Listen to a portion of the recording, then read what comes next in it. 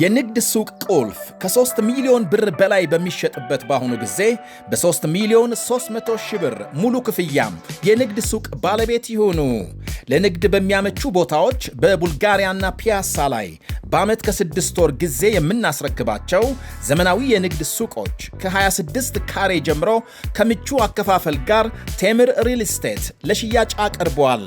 አንደኛ ወለል ላይ ጠቅላላ ክፍያም 6.5 ሚሊዮን ብር፣ ቅድመ ክፍያ 2.5 ሚሊዮን፣ አራተኛ ወለል ጠቅላላ ክፍያ 3.9 ሚሊዮን ብር፣ ቅድመ ክፍያም 900 ሺህ ብር ብቻ ማግኘት ይችላሉ። ለበለጠ መረጃ በስልክ ቁጥር 0955 27 74 74 ላይ ይደውሉ። ቴምር ፕሮፐርቲ።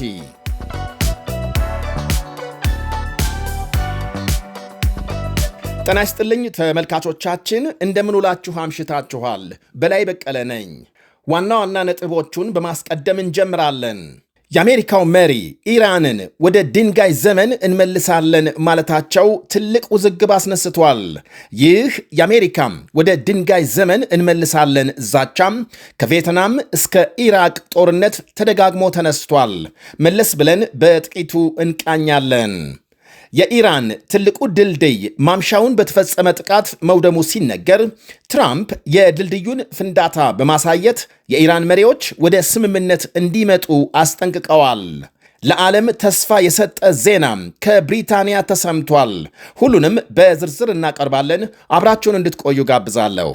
እነሱ የመረጡት ስልክና ኢንተርኔት ላለን ሰዎች ለበቃን ኑሮ ብዙም ለማያስጨንቀን ቢያንስ ካርድ ሞልቶ በለው ስልክ አክሰስ በለው ቴሌቪዥን በለው ያለው በዚህ በኩል ጦርነት ይቁም የሚለው ሰውዬ በዛ በኩል መሳሪያ ሸማች መሆኑን በምን ማረጋገጥ እንችላለን? እኛ ዜጎቹ በግንባር ሄደው በአካል ሄደው ድጋፍ መስጠታቸው ተገቢ አይደለም የሚልም ሁኔታ አለ። ሀገራት ስትራቴጂክ ፓርትነርሺፕ አላቸው። ያን ስትራቴጂክ ወዳጅነት ያሰርጽልኛል የሚሉት አጋጣሚ በሚፈጠርበት ጊዜ ያን አጋጣሚዎች ወደ ተግባር መቀየር አለባቸው ብዬ አስባለሁ። ይሄ ለኢትዮጵያ ብቻ ሳይሆን ለሌሎችም ሀገራት። ተመልካቾቻችን ከታዋቂው ዓለም አቀፍ ጋዜጠኛና የቢዝነስ ሰው ግሩም ጫላ ጋር በወቅታዊ ጉዳይ ቃለ ምልልስ አካሂደናል። ነገ ምሽት እንድትከታተሉ እጋብዛለሁ።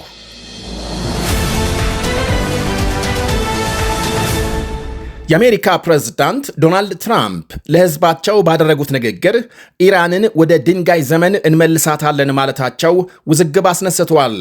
በሚቀጥሉት 2 እና 3 ሳምንታት ኢራን በከፋ ሁኔታ እንደምትመታና ወደ ድሮ የድንጋይ ዘመን እንመልሳታለን ብለዋል።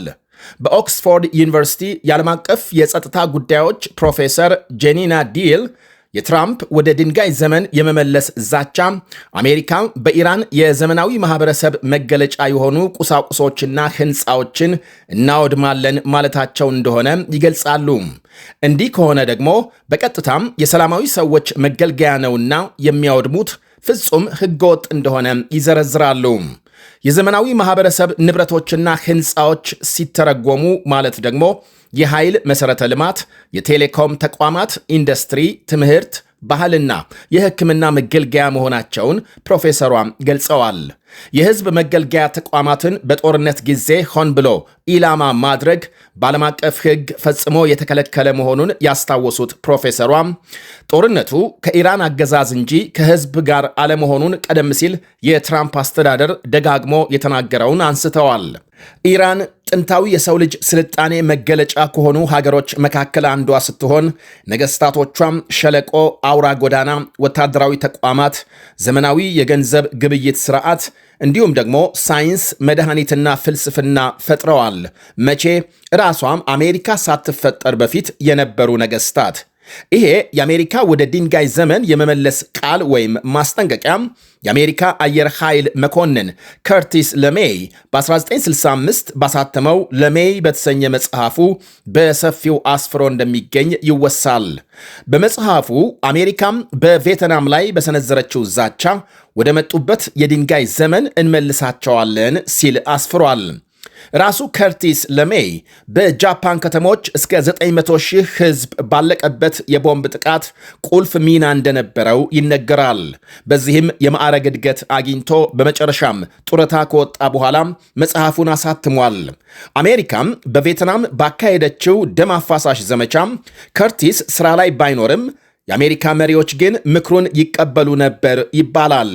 በ1972 እንደ ፈረንጆቹ አቆጣጠር ታህሳስ ወር የወቅቱ የአሜሪካ ፕሬዝዳንት ሪቻርድ ኒክሰን በያኔው ሰሜን ቪየትናም ላይ የገና ቦምብ ጥቃት በመባል የሚታወቀው ዘመቻም እንዲፈጸም ማዘዛቸው ይነገራል።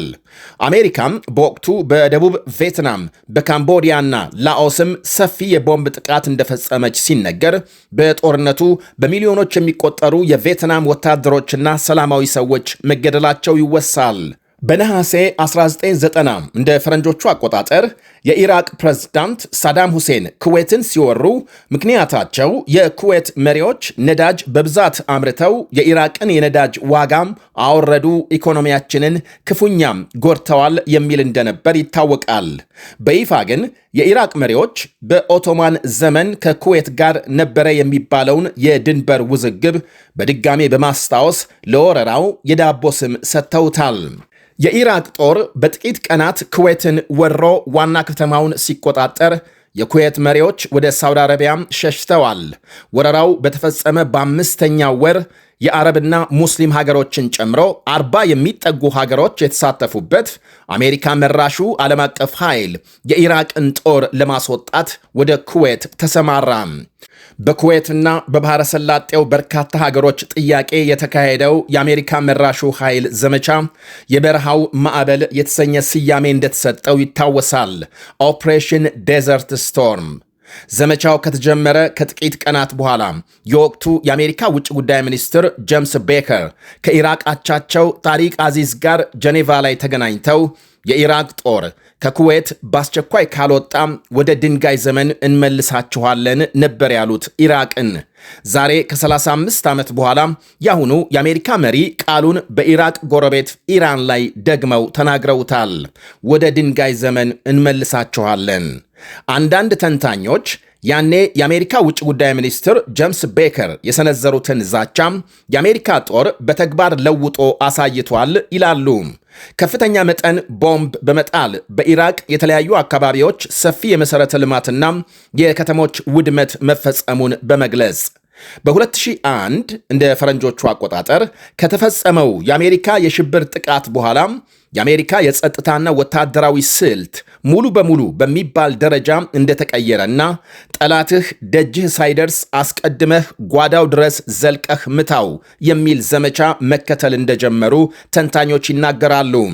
3000 ሰዎች የፈጀውን የአሜሪካ የሽብር ጥቃት ተከትሎ በአፍጋኒስታን ታሊባን ላይ የተከፈተውን ዘመቻ እንዲቀላቀሉ የአፍጋኒስታን ጎረቤት ለፓኪስታን የወቅቱ ጠቅላይ ሚኒስትር ፐርቬዝ ሙሻራፍ ጥያቄ ይቀርብላቸዋል። ጥያቄውን ያቀረቡት የአሜሪካ ከፍተኛ ባለስልጣን ሪቻርድ አርሚቴጅ ፓኪስታን ዘመቻውን ካልተቀላቀለች ወደ ድንጋይ ዘመን የሚመልስ የቦምብ ድብደባ እንፈጽማለን በማለት አስጠንቅቀዋል። አሜሪካም ከ1950 እስከ 53 እንደ ፈረንጆቹ አቆጣጠር በቆየው የኮሪያ ጦርነት በሰሜን ኮሪያ ላይ ከፍተኛ ጥቃት መፈጸሟ ሲነገር የሀገሪቱን 95 በመቶ የኃይል ማመንጫ ጣቢያዎችና 80 በመቶ ሕንፃዎቿን ማውደሟ ይወሳል። ዛሬም በተመሳሳይ አሜሪካና እስራኤል በኢራን ላይ መጠነ ሰፊ ድብደባ እየፈጸሙ ሲሆን ቴሄራንም ታሪካዊ የተባለ ምላሽ በፋርስ ባሕረ ሰላጤ ሀገሮች ላይ ሳይቀር እያደረሰች ነው። በተለይ የዓለም 20 በመቶ ነዳጅ የሚተላለፍበትን የሆርሙዝ ሰርጥ መዝጋቷ በመላው ዓለም ከፍተኛ ቀውስ ማስከተሉ ይታወሳል። የአሜሪካው መሪ በትላንት ምሽቱ ንግግራቸው ነዳጅ ከመካከለኛው ምስራቅ የሚፈልጉ ሀገሮች ሆርሙዝን አስከፍተው እንዲወስዱ በሽሙጥ መክረዋል። ትራምፕ በዚሁ ወሳኝ በተባለ ንግግር ጦርነቱ በፍጥነት ስለሚያበቃበት ሁኔታ ምንም ተስፋ አለመስጠታቸው የነዳጅ ገበያው ሳይረጋጋ እንዲቀጥል አድርጓል የተባለው። ያም ሆኖ ብሪታንያ 30 ሀገሮች የሚሳተፉበት ሆርሙዝን ማስከፈት በሚቻልበት መንገድ ላይ የሚነጋገር ጉባኤ ልታስተናግድ ነው መባሉ በሌላ በኩል ተስፋ አሳድሯል። ሆርሙዝን ለማስከፈት የሚያስችሉ የዲፕሎማሲና የፖለቲካ አማራጮችን በጥልቅ ይመለከታል በተባለው በዚህ ጉባኤ ከ40 ሀገሮች በላይ እንደሚካፈሉ የብሪታንያ ውጭ ጉዳይ ሚኒስትር ይቬት ኩፐር ገልጸዋል።